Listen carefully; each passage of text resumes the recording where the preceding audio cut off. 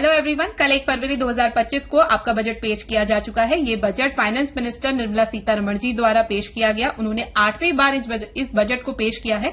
तो चलिए जानते हैं बजट से रिलेटेड कुछ महत्वपूर्ण बिंदुओं के बारे में। इस बार का जो हमारा लक्ष्य है वो रहा विकसित भारत, और विकसित भारत को प्राप्त करने का जो लक्ष्य है वो 2047 तक रखा गया है कि 2047 तक हम अपने इस लक्ष्य की प्राप्ति कर लेंगे। और हमारे इस लक्ष्य की प्राप्ति में 4 जो सेक्टर्स हैं वो ईंधन की तरह कार्य करेंगे। ये सेक्टर्स हैं आपके कृषि, एमएसएमई, निवेश और निर्यात। इसमें जो ईंधन का काम करेगा वो करेगा सुधार, यानी कि जो इसमें इंप्रूवमेंट करे जाएंगे इन सेक्टर्स में वो ईंधन की तरह कार्य करेंगे।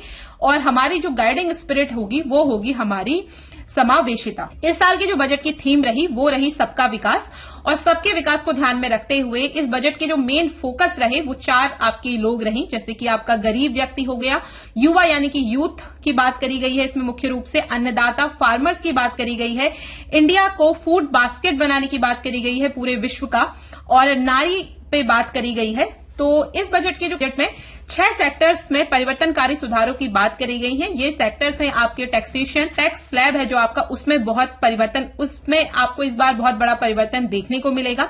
12 लाख या लगभग 12.75 लाख तक की जो इनकम है उसको आपको टैक्स फ्री कर दिया गया है, यानी कि उस पर आपको किसी भी प्रकार का टैक्स नहीं देना है।